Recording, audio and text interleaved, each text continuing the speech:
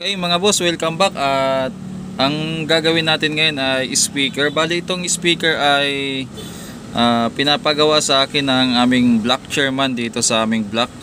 So bawat block kasi sa amin may chairman. So speaker to ng asosasyon. Pag may meeting, ito yung ginagamit na nila na sound system kumbaga.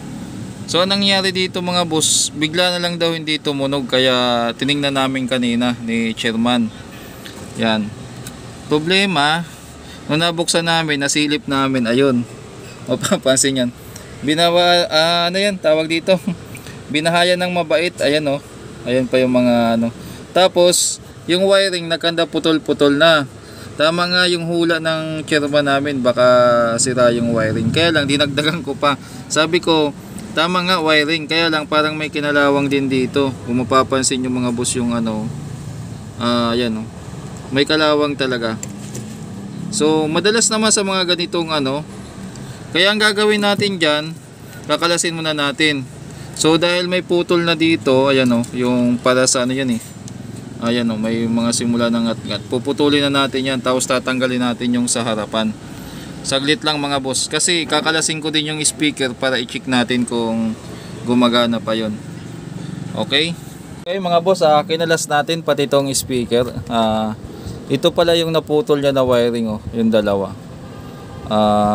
Para saan ba to? Naputol dito. May putol talaga eh. Baka sa ilaw to. Ay hindi, isa ano nakakabit eh. So alamin na lang natin kasi itong ano, alam ko itong dalawang to. Ito yung papunta na sa amplifier. Ito, ewan ko kung saan to, sa Twitter ata o sa ilaw. Silipin ko na lang dito kasi ano.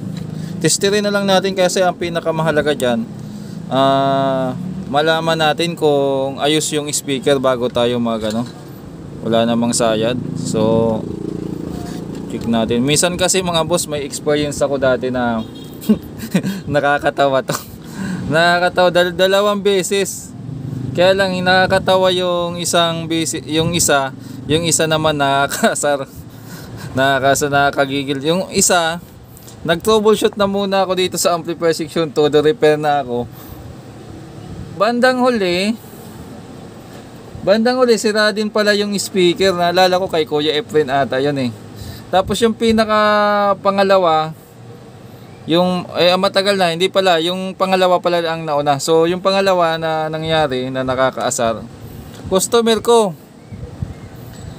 ko mismo, ginagawa ko sa harapan yung gamit niya, yung ganito niya. Ang daming sunog na mga pyesa dito, ang daming sunog. So sunog na yan, nagpapalit ako. Pinakita ko pa sa kanya na sunog yung resistor, yung transistor na iba basag-basag na. Hindi ko agad na check yung speaker. Ang nangyari, nagawa ko to nung tinisting ko basag ang tunog. Nung tiningnan ko yung speaker, sayad na pala. Akala mo ba ang sagot ng customer eh, baka naman yung mga pinagtatanggal mo na pyesa hindi naman talaga sira yun, speaker lang talaga sira. Di ba nakakagigil? Kitang-kita naman niya. Sabi ko, kuya, papalitan na natin to. Sunog na. Oo naman siya ng oo. Yung pala hindi niya naiintindihan. Sabi ko, ayan no, sunog na yun. Gusto mo kuya ganito? Sabi ko sa kanya, andyan naman yung mga kinalas pa nating sirang pyesa. Ibalik natin, tapos itry natin uli. Parang nakakaasa lang. Kaya unahin na natin to kasi may instance na ganito. Okay pa naman pala. Tika lang. Ang dami, napakwento na naman tayo. Okay, good pa. Ayos na lang natin itong wiring, papalitan at saka alamin natin. To dito naman sa ito yung natin. Ito yung pinaka board. Maganda pa naman itong hindi ko lang alam ang potentiometer kung may tama na. Maganda pa naman ng kinalas natin to kasi nakapangsakit yung kadugtong ng dito lang sa nagka-problema dito sa puro dumi na pala tong itong amplifier board niya mga boss. Sa amplifier board kasi tingnan nyo yung tornilyo. Hindi ko alam kung matatanggal ko pa yan o kung makakalas pa natin yan kasi kinainan ng kalawang. Dito kasi itong part na to, sa ganito, tandaan nyo mga boss,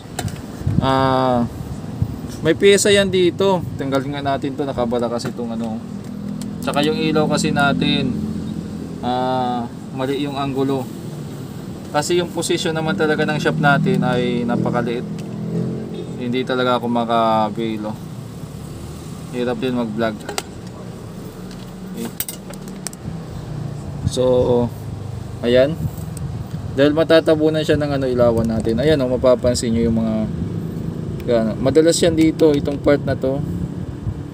Yan, yung mga kinakalawang. Ayun may jumper pa nga na kinalawang. So sa mga ganitong amplified speaker, tandaan nyo, laging nagkakaproblema dyan. Lalo na kung mapansin nyo, basag yung isang channel, tapos pag-trace nyo mula dito. Ayan Kaya tingnan nyo na maigi mga boss. Zoom nga natin. Yung ilaw natin, ayan. Ayan, mapapansin yung kalawang nyo. Ayan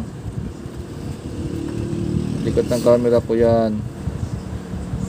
Yan mga kuro kalawang dyan. Ayan, check na lang natin yung kabila kung good pa. So mukhang okay naman yung kabila. Yung mga screw lang, tapos kalasin natin. Okay mga boss, saglit lang. Okay mga boss, nakuha na natin.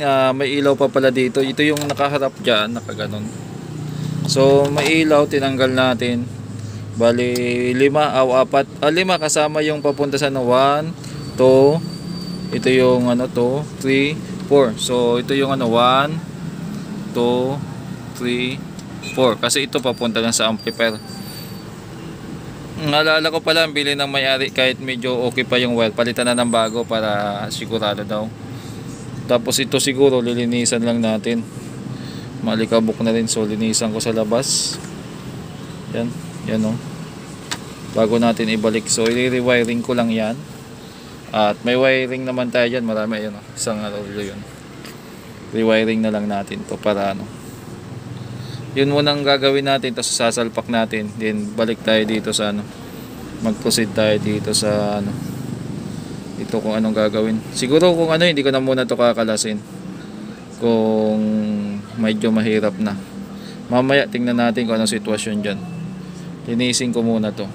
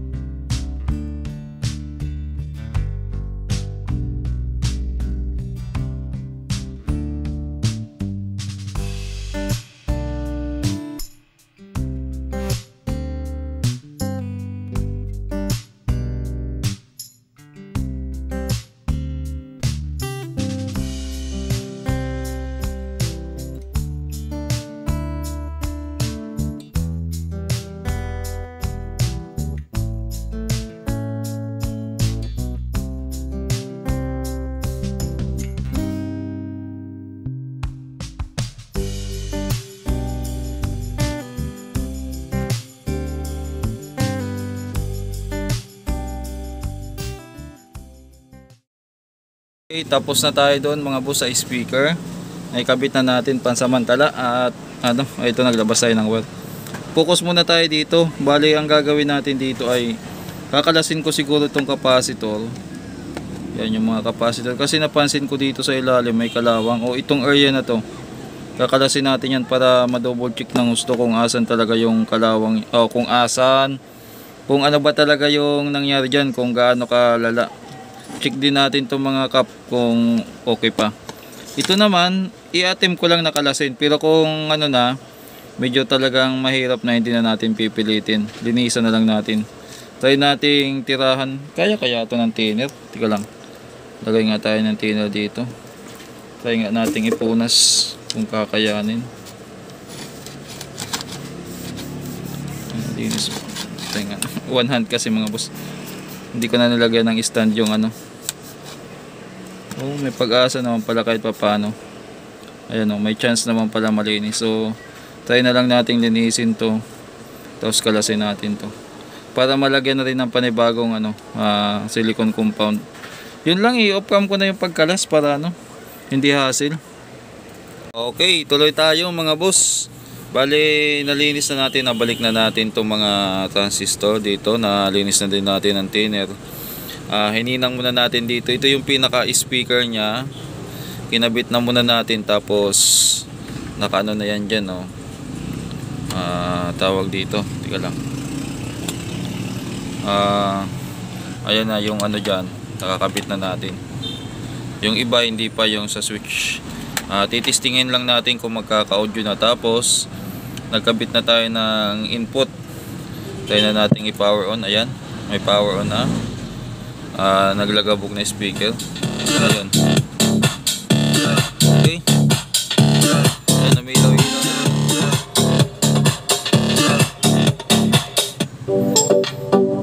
Okay na. So tingnan natin to. Okay pa?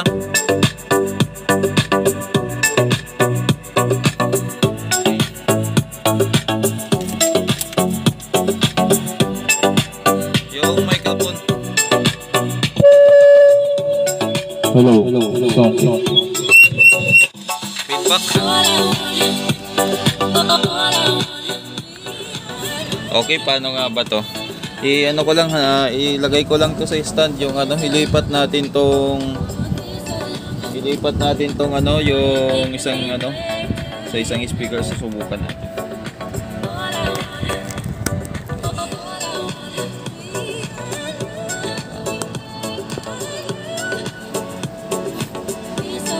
Babaan muna natin.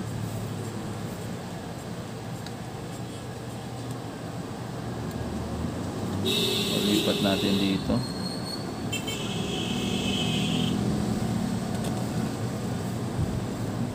Kaya yan. Try natin kung ano.